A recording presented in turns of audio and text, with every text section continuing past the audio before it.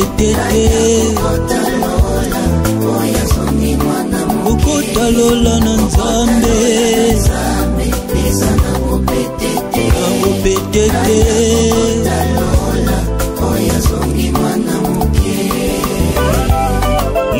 nani akokota lola esenge tozonga nano na école primaire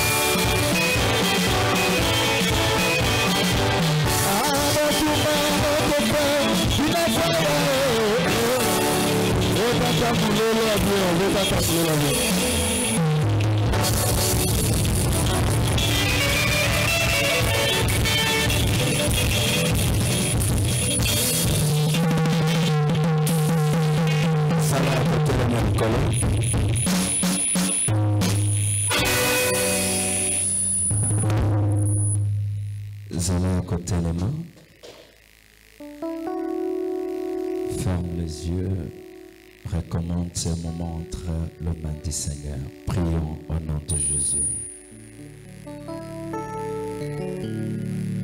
Seigneur, nous remettons ces temps, ces moments sous votre onction et sous votre conduite. Que la grâce du Saint-Esprit nous couvre. Au nom de Jésus, j'ai ainsi prié. Amen. On va lire les Écritures. On va lire les Écritures à la côté de Malikolo. Matthieu, chapitre 27. Chapitre 27. Nous lisons 37e verset. Matthieu chapitre 37 à 38. Matthieu chapitre 27, au 37e au 38e verset, nous lisons au nom de Jésus. La Bible dit, pour indiquer le sujet de sa condamnation, pour indiquer, pour te batalisa, likambo, mama ya likambo, ya condamnation na ye. Condamnation. Condamnation. Mama ya likambo, ya condamnation na ye. Continue. On écrivit au-dessus de sa tête, celui-ci est Jésus, le roi des Juifs. Amen. Amen. Kita, la Bible dit quoi? Avec lui furent crucifiés deux brigands, l'un à sa droite et l'autre à sa gauche. Amen. Amen. Fanda. J'aime ces passages. Est-ce qu'on peut acclamer maintenant très fort pour la parole du Seigneur? Ton acclamation n'est pas vraiment... Je veux que tu acclames encore plus que ça. Je veux que tu acclames encore plus que ça. Alléluia. Alléluia. Merci. Que Dieu te bénisse.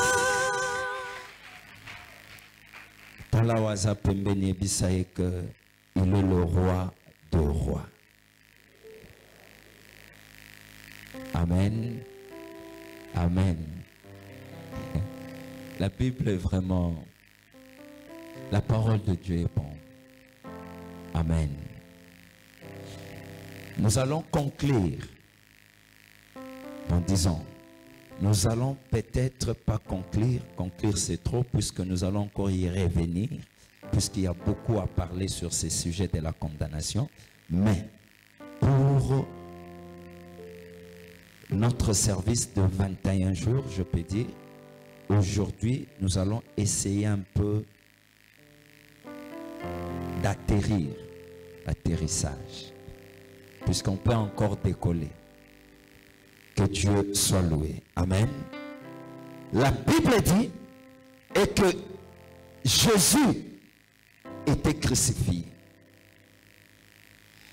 Sa crucifixion au-dessus de la croix, et ça là qu'une écriture, mention, bakomaki, bazoloba ao, qui indiquait oyo ezalaki kotalisa mama ya likambo ya condamnation na ye. Pesanga menabe. Ah. Qui est Jésus? Qui est Jésus? Jésus est qui? Qui peut me répondre? Qui est Jésus? Hein? Jésus est le sauveur. Le sauveur, Jésus est encore qui? Nzambe, Jésus est encore qui?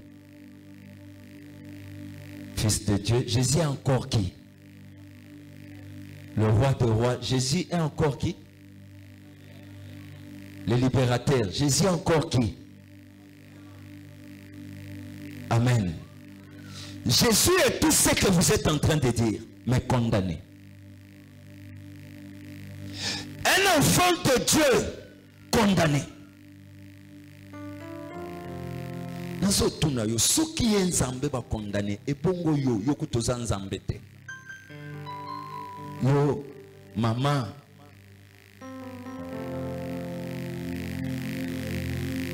Kimbiti. Mama Kimbiti yo siko bakosala noni. Na papa Kimbiti bakosala noni. Yenzambe basolo ba sujet oyo eza oyo ya condamnation na ye ba condamné ye pe basuki kaka na ko condamné te bakangi ye bakena ye inde babaki ye ne kulusu ye elongo na bamiyibi wibi moko na gauche wibi moko na droite. Yépé, balobi sujet ya condamnation. Mais sujet ya condamnation ya bamiyibi balobate. Mais sujet ya condamnation na ye yende balobi. Loba mena bien. Loba mena bien. Na luki na Bible place bakomi mention ya sujet ya condamnation ya bamiyibi ezate. Mais oya yes bakomi. Loba mena bien. Écoutez mes bien-aimés. Le monde, c'est le monde. Ato saleli bango bola mundengeni. C'est difficile pour que bandi mayo. Ato tongeli bango ba immeuble. Ezaka passe. Amen bien. Tolobeli kambwa lotile ki awa dimanche passé. Kinshasa mulili. On dirait papa ngobila yoke. Ato zoloba papa ngobila che minda. Soko leki na côté ya mulili ya comment on dit palais de marbre okomona minde zo sanini eso pela bandal bache minda bazo kende kocha kala minte bazo mata tozala ki epana ye ayebisi biso lobi ke non En tout cas, ne vous en faites pas côté wana pasteur tozo jaminda partout. Galobio talanzambe ndenge a révélé ki to lobi et puis ba yoki ba bandi ko jaminda. Ah okokobetela na nzambe maboko te.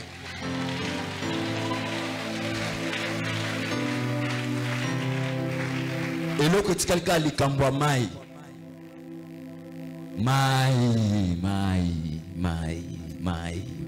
Papa Fati Béton a ça le fort. Mai zonga n'engeza la kana seria Mobutu.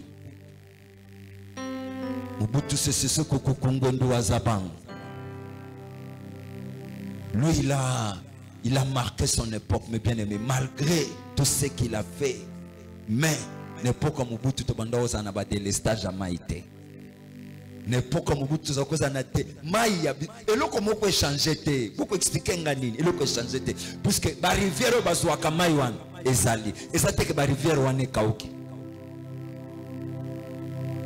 Ba rivière wane kauki te. Maïa njele ezali. Maïa lukaya soki lukunga soki lukaya. Lukaya ezali.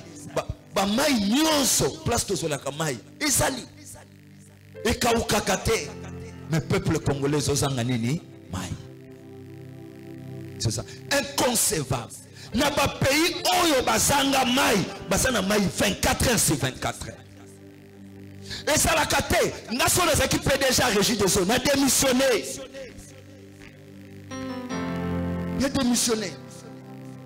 et qu'est-ce qu'on se comprendre. Puisque je suis incapable de fournir maï nani na communauté congolaise na bana mboka nanga no pour quelle raison je démissionne, je laisse, je dis que je démissionne PDG natiki PDG bonani na za incapable de kopesa bino maï boluka mutu mususu po cha wa kopesa bino maï lo pas mene bien il faut battre. Oh, Mobutu, c'est ce Kokukungwendu Azabanga. C'est ce Kokukungwendu Azabanga. Maye salate la Kishasa, Mobutu alali panaye. Peuple na yeba sangi mai. Ah, tika. Papa Jean, je se rappeler, Mobutu, tozangi mai alali panaye. Ah non, à la terre. Allez, qui la TV a Sabino que Banamboka nyenye. Pesanga mena bien. Ah non, quand même, côté charisme, c'est un homme d'État. Et à l'obi, la minute, exécution. Et à cela qu'on l'a pas, oyoki mboka ningani bakonziwan ya régime des eaux comment le par quel moyen après ça batumai botozo sanga mai sala kobima 24 heures sur 24 heures mai komi ya téléstage bozo sala 4 jours 5 jours bozana maïté une semaine 2 mois bozana maïté Ataboboy ngana zoloba. Liberté d'expression n'est pas condamnable. C'est la constitution. Il y a Congo. Je parle.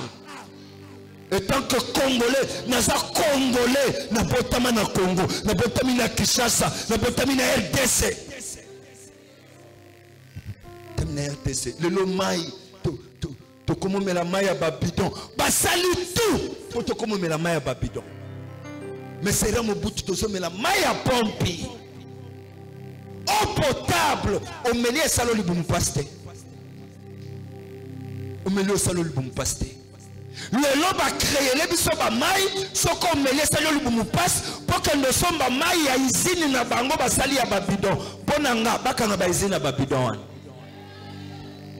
bakanga ngotosonga bisonyo sona mai normal bo purifier mai prendre la mai eau potable loba mena bien mais bien aimé ba pays lokola ba Afrique du Sud ba pays nyonso za ba côté mais bien aimé mai bazana désert mai ezobi mati ebite tiwa tina banzela tina balabala au moins na chaque balabala na coin kututé na chaque coin ya parcelle chaque lupang chaque parcelle baza na robinet ya secours liboso robinet secours wana eza ya munene ya mukete ya munene liboso chaque parcelle mais baza na désert chaque parcelle baza na robinet liboso au cas où il y a incendie na ndako l'air bato incendie basoya bazo utiliser pompe na bino ndako te pompe ezala kalibanda wana ba connecter mai babanjo boma na bino ba moko moto Congo Congo Congo Congo Congo Congo Congo Zamba sunga Congo Zamba sunga Congo je sais que Congo ko bonga yango tous les voleurs faut bakanga bango omitung sate ata oya sena ba okangaye comment ba toi sena bokoki ko s'arranger bolongola immunité na yete vous allez rater c'est que vous êtes complices ce qui vous dit si bango te na muto liboso na zoloba ba sénateur nous c'est que vous êtes complices puisque au cas où ça likambo justice c'est sengi qu'est-ce qu'on fait tende que ça problème te si tu as bien géré vas-y va te justifier naza congolais na uti lola te pona bandolo bela bino na makambo lola aussi longtemps ya mboka na nga moko ezo déranger nga loba mena bien naza congolais na botami yao na fandi yao vina ngezao na mwasi na ban na sana bangwao quelqu'un comme ça il se donne des luxe ya ko yiba mbongo wa mboka afandi pe ba protéger ate sena wana toza basali na nzambe baluka te toloba maloba ba pesa biso ba voleur nyoso bana sena basa nini bapima pona kokanga bakuluna ya kaluka boza bato liboso pona kokanga bakuluna ya bandal boza bato liboso que ces enfants sont des kouloun mais des kouloun en cravate vous faites tout pour protéger des kouloun en cravate bakende pe ko sala bilanga ndenge baoyo ya bandal baoyo ya kisensu bokang bozotinda bakende sala bilanga bango pe bakende ko sala nini bilanga comme ça et ko pesa batu leso na mboka moyen mutu ayiba e ko sala lisusu te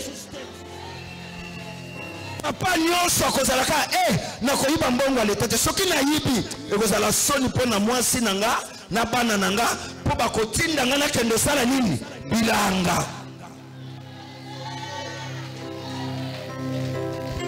bakondane bango 20 ans te batinda bango kaka na bilanga justice ezwa kaka soin ya ke toi travaux forcés 5 ans ya pamba kendo sala bilanga bamoni penza bo filmer pende ngazo kita simbi Kongo azo sala bilanga bo filmer ekote ya batu na mboko soka komi place bino kwa leteza muni mbadi na kendo sala bilanga mbadi akobango batinda bango na kanya makasesi okondane bango ba 20 ans te 20 ans 15 ans te kanya makasesi lera kokoma wana akuti mtu azopese ordre mutoi kuluna oya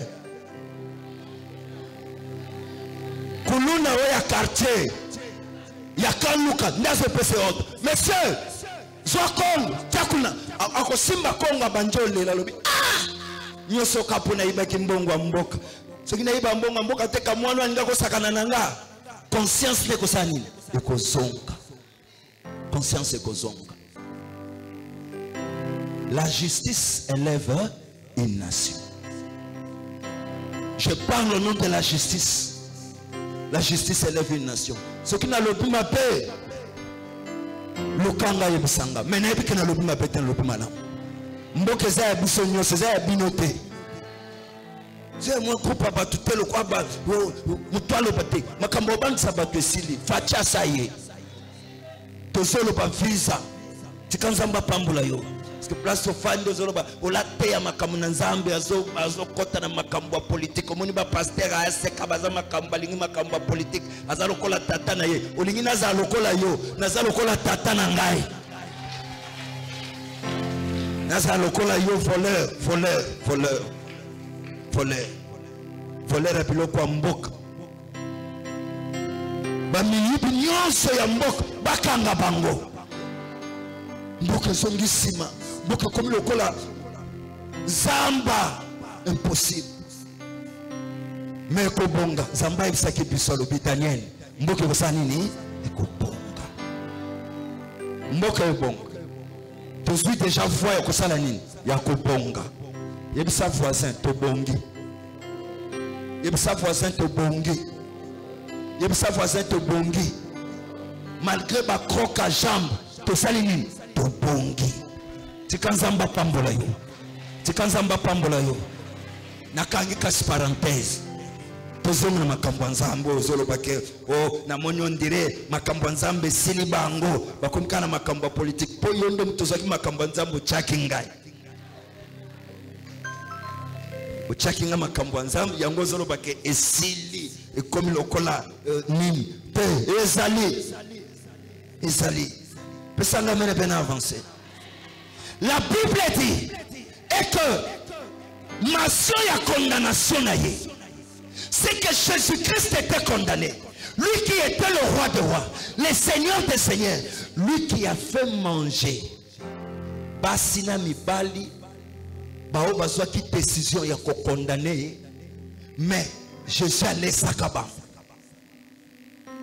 alati Sakabango, le monde est méchant. C'est pourquoi je dis ceci. Ce qui Christ le monde l'a condamné. Il dit dans sa parole, Ngai nzete ya mubes basalinga po. Et bongo bino yako basala bino bengeni. Pesanga mena bien. Pesanga mena bien. Écoutez-moi très bien. Écoutez-moi très bien. La condamnation existe dans nos familles sur le plan spirituel. Qu'est-ce qui se passe? Dans le moment Babanzo méditer condamnation à Christ, mes bien-aimés, ce n'était pas aujourd'hui. Nous avons dit Christ. Ba méditer condamnation il y a longtemps. Surtout parcourir nos Bibles pour comprendre. Balobike baluki occasion ya kokanga Yesu, mais Yesu a tout seul bango akili. C'est que condamnation c'est là qui déjà likolo mesa et c'est fanda ba condamner, mais Zamba so permettre te passer ni va exécuter condamnation là-bas. Est-ce que vous comprenez là? Bazaka ka soki ba yeba ni ba kangaye on a ka chubu a tout seul bango akei. Bongo batikali na sima azalaki awa moi ba condamné ye et ça te va bito ko soye kaka to raté akend akomona. Mais bien aimé, et loko esalemi à plusieurs reprises dans la Bible bakoki ko saisir opportunité wana te ya ko condamner Christ. Est-ce que mtazola nanga malamu? C'est pourquoi ce matin nazolingo yebisa yo que condamnation ya vie na yo oyeba omata okita Nzambe apesa bango nzela te kaka ndenge Nzambe asala que Jésus-Christ bakoka ki ko condamner mbala moko te. Pourquoi? Parce que le temps n'était pas encore venu, puisque Dieu savait que il sera condamné le monde. Mais bien aimé, mais comme le temps n'était pas encore venu, il fallait pas Jésus Salanine à cause de la condamner à Koufou. Le pas bien. Même yo, le bin Zamba boya na yo. On y condamnation famille na bino. Zamba boya no nan. Azwayo achao na poche. Nabi Yesu azwayo achao wapi? Abombo nan. Azwayo achao atana porte-monnaie na ye. Pour porte-monnaie au déposer en côté aux anangwe kenge. Zamba azwayo achao atana kacha sakoshi na ye. Abomba yo de manière que condamnation nyonso kokozala likolo ya famille na bino likolo ya vie na yo esimba yo te. Est-ce que vous comprenez? Je peux avancer. Je peux avancer. Or, lui qui était le roi, mais il a été condamné avec les brigands. Condamné à mort. Mais bien aimé, il ne s'est pas défendu de leur condamnation. Il s'est donné, il s'est livré. Il a été tabassé. Il a été pas tabassé. Il a été comment? Torturé. Torturé, c'est ça le terme. Torturé à mort. Mais il n'a pas fui. Il a accepté torture na bango. Il a été balobio okomona makamtoko sala yo. Mais bien aimé, batemo ba récupérer ndenga bengana kabango, ndenga chassa kabango, balobio okomona. Ba nyongi ye ko nyonga. Mais malgré ko nyonga, azota la bango. Yoka liloba na ene kuluso azolo ba Seigneur, ba yebi eloko bazo sala. Bimbisa bango. Loba menebe. Loba menebe. Mais yo na lingina rappelé yo oza Yesu te. Est-ce que vous l'entendez? Oza nani? Oza Yesu te. Il a été condamné, n'a pas su exemple pour y que la condamnation existe. Parce que ça n'a pas tout, taka. Mais tout ça, que condamnation spirituelle. Au moins, nous avons tout ça, mais pas beaucoup de temps, nous avons condamnation, ça existe. Je peux avancer. C'est pourquoi il a été condamné. Or, comme il ne le savait pas, il a commencé à la poser. Jésus-Christ, après sa condamnation et après s'être mis à mort à Koufi, baye bamemi corps, bakena corps, bato bazolela. Et ça qui panique totale. Nous devons consoler Moutou Azate. Bakena inde place fallait battre corps, va déposer corps na Lilith à Joseph, puisque Jésus n'avait pas les Lilith. Va déposer corps na Lilith à Joseph. Mais pendant que va déposer corps, or il y avait une prophétie qu'il avait prophétisée. Il avait dit détruisez ces temples. Pendant qu'il parlait, les gens regardaient. Vous voyez ces temples que vous avez construits, détruisez-le. Mais le troisième jour, ou après 3 jours, je vais reconstruire. Ah, ce n'est pas possible. Combien d'années Ezwa bisopoto tonga temple? Mais nous sommes tombo kayango. Mais tozo bunda na kotonga boy. Lobito buka. Dans 3 jours on va reconstruire. Or, bazalaki na matoi ya koyoka. Mais bazalaki na mayeli ya komona misope ya komona, mais bazalaki ko comprendre qu'est-ce qu'il disait. Mais or c'était la prophétie de sa vie. Et que je serai condamné. Malgré votre condamnation, vous allez me tuer. Donc ce qui veut dire, vous allez me détruire. Je vais accepter cette destruction. Mais, premier jour, vous serez dans la joie. Il y a destruction, votre travail. Deuxième jour, vous serez dans la joie que le travail est accompli. Mais troisième jour, puisque le troisième jour ezokoka nde mokolo oyo ngai nazobima na bakufi njoto oyo bobukaki temple oyo bobukaki, ça sera reconstruit le 3e jour. Mais bien aimé yokana ebisayo, malgré leur condamnation dans ta vie, si l'heure n'est pas encore venue, et que Dieu va marcher avec toi. Ce que Pessinga mène bien, mon Dieu va t'accompagner. Écoutez, je vais atterrir. Oh, la condamnation de Jésus-Christ nous a ouvert une porte. Il fallait qu'il soit condamné pour que moi et toi, nous ne soyons pas condamnés. Mais bien aimé, la condamnation de Christ a fait que la condamnation qui pesait sur nous, Jésus-Christ a rendre yango faible, a rendre yango ni le sang effet. C'est pourquoi il était important qu'il passe d'abord sous la condamnation. Pourquoi? Puisque depuis que le monde est monde, les gens sont souvent condamnés. Les gens sont condamnés par leur famille, par le monde des ténèbres, par l'occultisme. Les gens condamnent les gens. Malgré la condamnation, il fallait qu'une seule personne, qu'il soit condamné sur la croix pour libérer le condamné qui est moi et toi.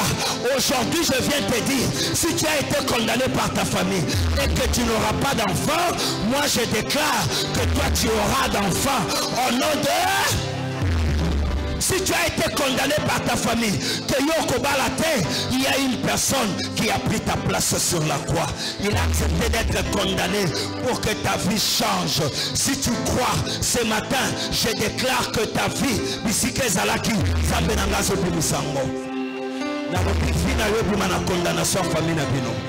écoutez, il est écrit, l'acte de l'ordonnance nous condamnait. L'acte de l'ordonnance nous condamnait. Qui subsistait, oh alléluia, qui subsistait de ce qui veut dire, ça existait avant ton existence.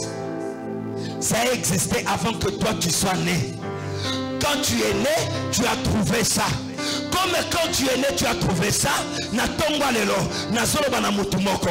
Condamnation kutaki na famille na bino. Lelo, zambe na nga posio makoki. Yako niata yango, yako tambola likolo na yango. Soko pesinga mena bien. Oso tambola likolo a condamnation. Ya famille na bino. Est-ce que nous pouvons comprendre un gars? Nous pouvons comprendre un gars. Nous pouvons comprendre un gars. Mais bien aimé, va déclarer que tu es condamné. Aujourd'hui, ce matin, je viens te dire le contraire.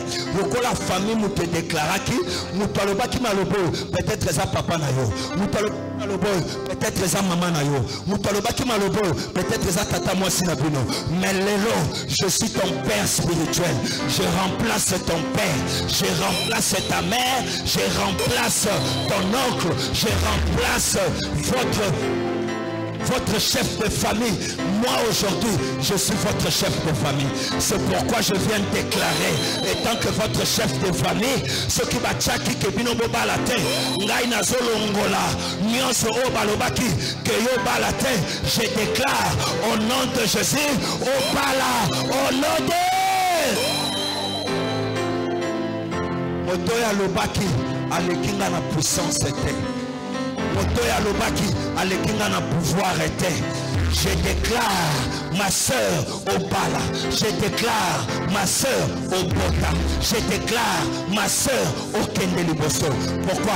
Bachaki baria balobiko au bota te. Mais mundeli bachela kiyo babosana kike ezamaloba balobaki. Et qu'il y a une personne qui peut aussi dire le contraire. Oh kokosala ke maloba. Il y a au maloba ke salani. Et ça l'a changé, ça l'a transformé. Maintenant comme je parle, nazoloba vinayo et ça l'a transformé. Et que au kota na destinée meilleure. Ce qui pour na bango et c'est là qui kota na destinée meilleure te. Ngai na ye uniquement ici pour na koya ko soyo ko simbo na loboko. Kaka ndenge na zo simbo boy. Na zo déclarer au kota na destinée meilleure. Au kota na destinée meilleure. Kaka ndenge na simbio zambe na ngai akoisa. O nyose ezala ka condamnation. Ya vie na yo, ya famille na yo. Ezala ni les sans effet au nom de nous te condamnons qui yo azanani. Kombo na ye. Azamwa na ya. Papa na ye. Nazolo balelo condamnation nyonso. Oyo bachaki na vina yo. Kaka ndenge nazo simbo boy. Nazolo ba condamnation wana. Ekweya. Ekweya. Et libérer vina yo. Ekweya. Et libérer vina yo. Au nom de... La Bible déclare dans Mukanda ya Romains chapitre 8 verset 1. Il n'y a plus la condamnation pour ceux qui sont Il n'y a plus la condamnation pour ceux qui sont à... Comme tu es en Jésus-Christ, ce matin, je déclare condamnation nyonso. O bachakio, ozala ko vivre ba efe nango, nazolongola ba efe nango sikoy. Nazolongola ba efe nango sikoy. Kaka ndenge nazo simboboy, ba efe nyonso ya condamnation. O bachakio na nzoto, nazolo ba efe wana, elongwa, ne sois plus condamné au nom de... Nazoluka mutu akondana kio lelo. Mutu akondana kio lelo. Lelo il va voir. Donc ça, ok, thank you. Condamnation kweya. Na pomo ina yo condamnation kweya. Oyebe loko moko. Balukaki toujours. Yo ozala na kati ya bolela. Nde susi na bango.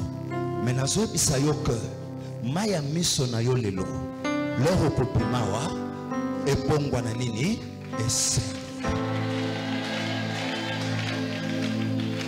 ebongwa na nini esengo. Mais bien-aimé yoka, il y avait une fille, la famille na bango babota bango 10 na 10 wana baza 5 filles na 5 filles mutu abala kate bakufela bana mibali misato. Ce qui veut dire batikala ki mibale, batikala ko total okola 7. Mais la première des filles,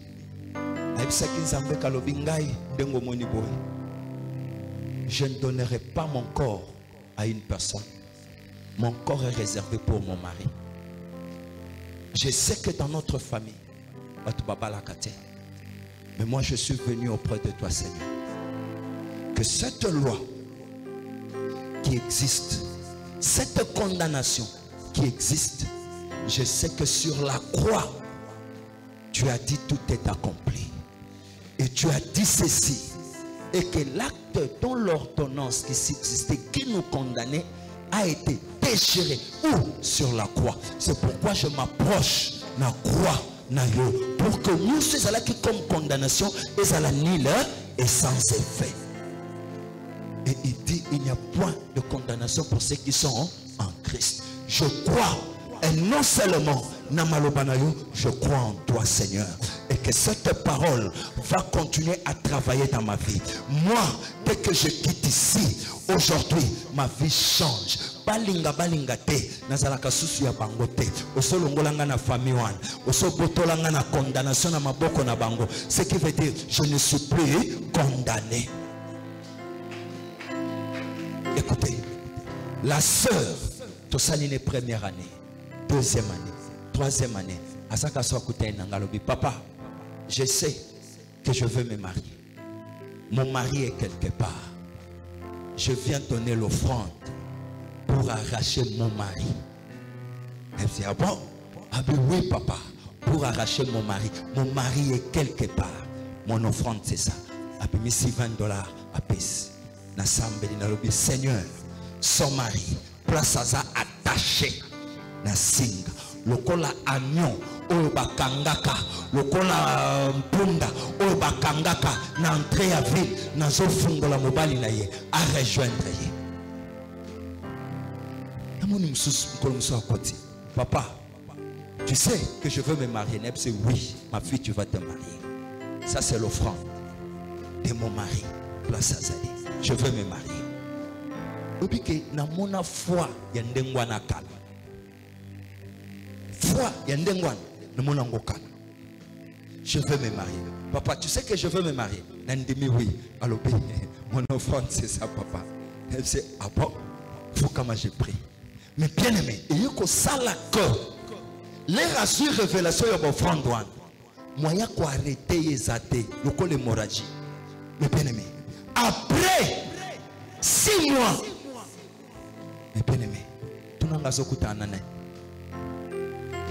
Nande komubali, auti poto, dessus na poto, avec ofanda na Kishasa, basi a poto, abi na sali mariage 2 fois na salabo. Je ne veux plus rester en Europe. Je suis venu au Congo. Na koko mané na Congo, ndakutani na jeune sœur. Mais bakutani na ye, ABC Alobi, le premier jour, dès que je t'ai vu, j'ai senti à moi que c'est toi la femme de ma vie. Fiona, sœur ABC Abi, Alobi, je ne te mens pas. J'ai senti, n'a yoka boité. N'a sali des mariages, mais loko na oki lelo na yoka boité. Tu pries, FC à la seka. Ok, nous allons voir ton pasteur. Mes bien-aimés, l'air baillé, Nathalie, Ondi Maté, il te dit, il vit dans Paris, c'est un Parisien, mais il est venu s'installer ici au Congo. Azonga sous potote. Poto, il y a des réalités, des choses banales. Et Basia Poto, mituna bango, abi mituna bango et peta. Nenge ya lobi, na lobi nenga lobaki, na lobi na fingi binote Basia Poto, ebke bola langa. Abi mituna bango et peta. Na tuni pona nini. Alobi j'ai fait des mariages, j'ai fait ça papa. J'ai fait ça. Abi je suis venu m'installer et la sœur, je vais la prendre en mariage. Nabi, gloire à Dieu. Sœur, on a persévérance, nos offrandes. Azakolo bakake, mobali nanga bakangaye quelque part. Et natika na chilo boko na litamanga abi makambo boy. Nano na mona ngote. Mes bien-aimés, basali mariage. Ndeko wana ke. Babali. Kufanda na bango ao. Mobali. Akeko s'installer dans le Lubumbashi. Ao na zeb sabini. Ils sont bénis. Ils sont bénis. Une fois, à Benganga, à Epsingalobi, papa n'a pas sagnoté. Tu m'as beaucoup aidé. Et je sais que le Dieu que tu sais, a Pambola, mais n'est pas le Congo dans sa ligne. L'Oba mène bien. L'Oba mène bien. Ma dîme, c'est ça. Numéro Oezana, numéro Oeza, Airtel Money. Et puis c'est mon cas numéro 1, Airtel Money. Et papa n'a pas la virement. A viré mbalamoko. Et puis c'est économie. Nazo bondel. Na bondeli. Abi mon père, c'est toi. Si je suis ce que je suis, c'est grâce à toi. Mais bien aimé, écoutez, je n'ai pas l'or, je n'ai pas l'argent pour te donner. Mais ce matin, j'ai que Jésus-Christ. Je veux que mon Dieu là, à côté du Cambonayo, peut changer la situation là, peut témoigner, peut pas tout, bakam, balobake ya solo, ya solo, zambazotikala, zambe. Mais bien aimé, na soué bisayo que na famille na bango batikala etikala histoire. Et ko sunga balé ki nemi balé bakanga mina nzambe lelo balé ki ne wana pe babali bango. Mais bien aimé, ba rescapé basanga kate bangwana na famille. Mais misatu babali mi balé batikali moko na babali ete me moko wana mutuli kololo kwa likamusu.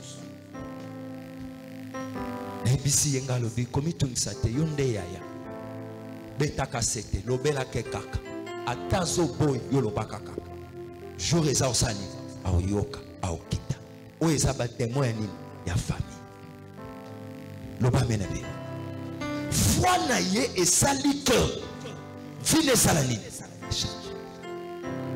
Est-ce que tu dois comprendre? Même toi aujourd'hui Dieu peut changer ta vie. Je dis Dieu va changer ta vie aujourd'hui. Ce qu'on peut se la gloire de Dieu va se manifester dans ta vie. Pesanga mena bien. Pesanga mena bien. Pesanga mena bien.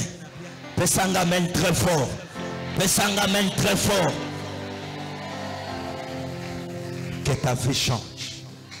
Que ta vie change. Que ta vie change. Le bien-aimé, écoutez. Nangongo tozoloba. Nzambo asala kanzela asaleli bango nzela.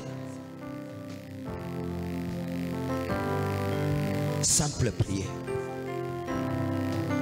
Ça a changé tout. Yopé, simple prière ce matin. Ça va changer ta vie. Est-ce que tu as compris? Ça va changer ta vie. Simple prière maintenant. Ils ont changé de vie. Écoutez, je vais atterrir. La Bible dit ceci. Et qu'un jour, il y avait une fille qu'on appelait Esther. Esther, basala ko vivre dans la contrée au Wapi. La condamnation existait déjà. Mais par la prière, et ça dit que cette condamnation, et ça là qui n'est pas. Mais bien aimé, il n'y a pas un autre moyen où Koko Sala que Vinabino est changé. Si ce n'est que par là, la prière. Je n'ai pas avancé. Je n'ai pas avancé. Un jour, il y avait une dame. Baso Yanaye. Bakomi naye liposo. Yani liposo ya Jésus-Christ. Batomboli mabanga balobike.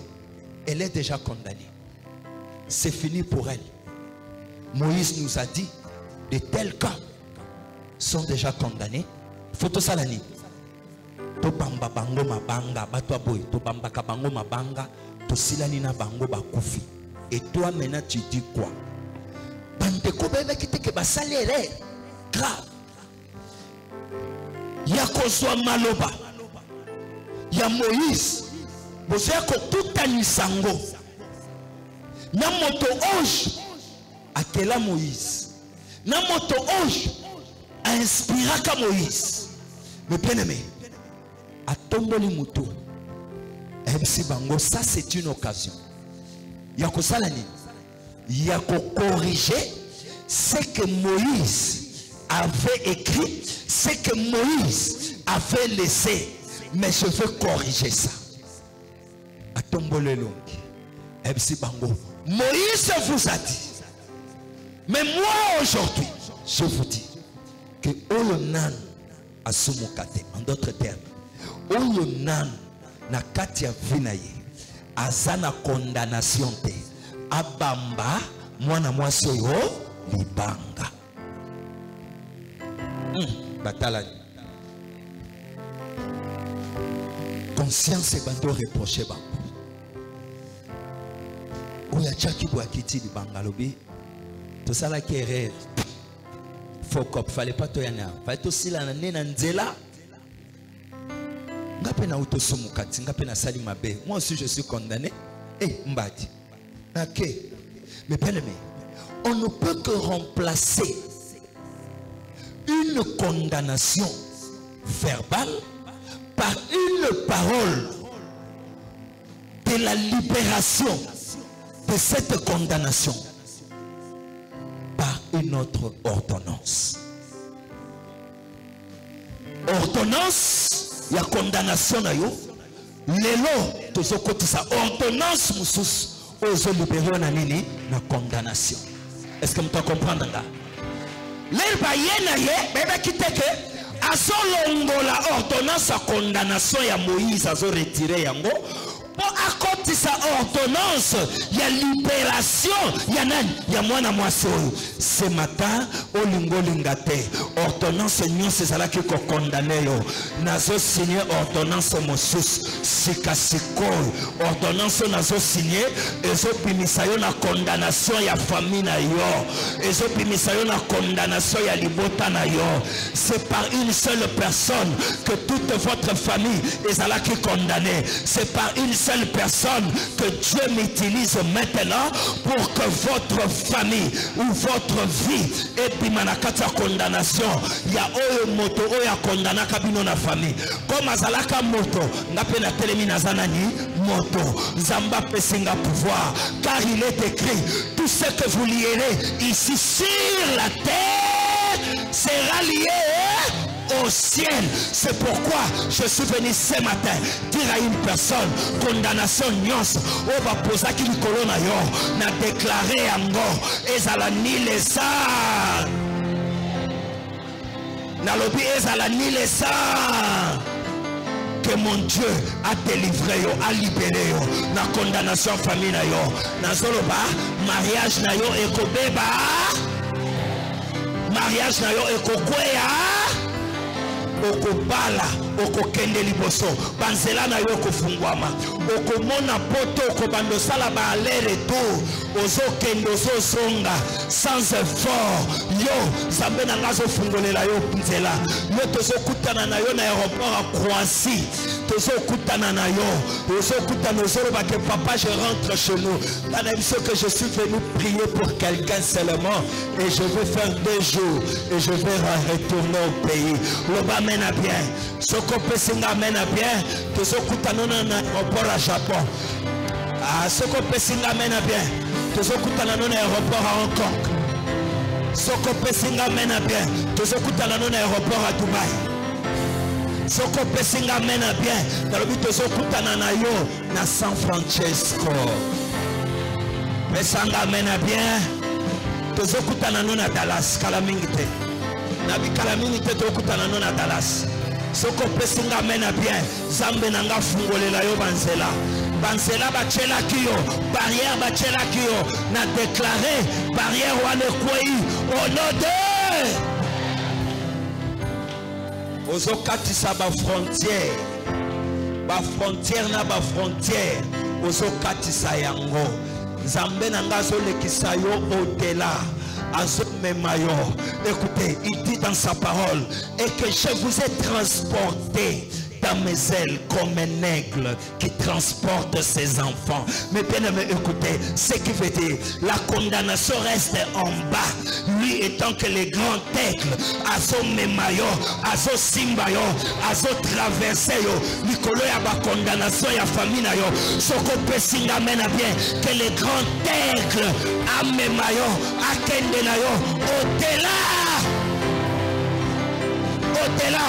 Les grands aigles, amemayo akende na yo au-delà. Et que bando kia famille na yo, batika la bazo kamwa. Bando kia famille na yo, batika la bazo kamwa bazoloba. Et salami ndenge. Akomi boye ndenge. Eh, zambe nanga kende no musika. Limite bachela kio kwei. Au nom de Zele Fungwami. Zele Fungwami. Nabomo inayo mone sengo. Nabomo inayo sepela. Nabomo inayo sepela. Nabomo inayo sepela. Nabomo inayo sepela. Nabomo inayo sepela. Alléluia. Alléluia. Alléluia. Oh Jésus. Jésus. Jésus. Seigneur. Zambe nanga sepelisa yo cette fois-ci. Omone sengo na bomo ina yo. Elanda yo na kombo na Yesu Christ. Amen. Alléluia. Dieu est grand. Alléluia. Alléluia. L'ombongo chante. Azoyemba. Loyemba azolobete. Yambala oyo. Alati elamba yake. Tiniko famille latisa kanga lelo ekwei. Kaka tinik balatisa kayo. Lelo salini. Yambala oyo. Alati elamba yake. Viens chanter. Viens chanter. Je veux que tu chantes cette chanson, Papa Stanley.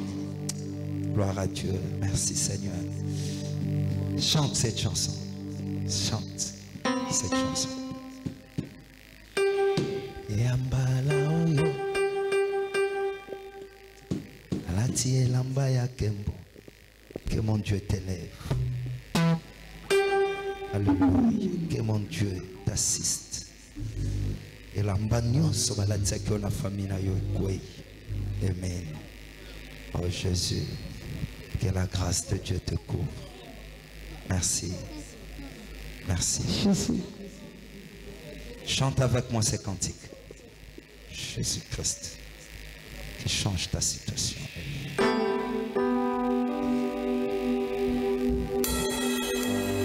Alléluia. Situation change.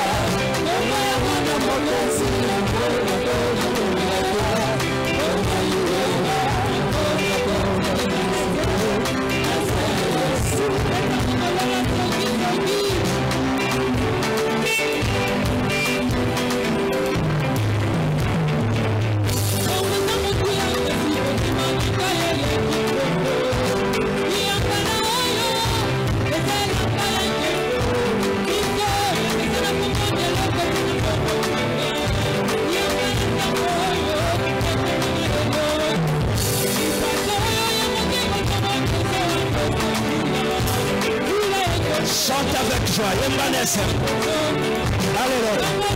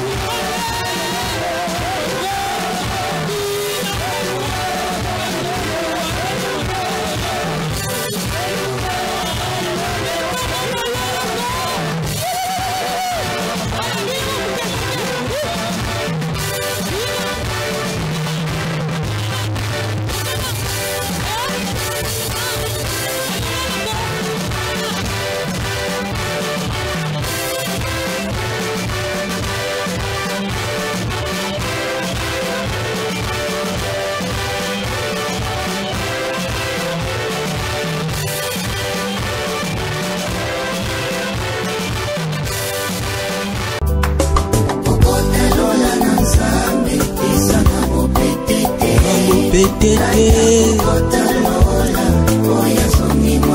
okota lola na nzambe yango petete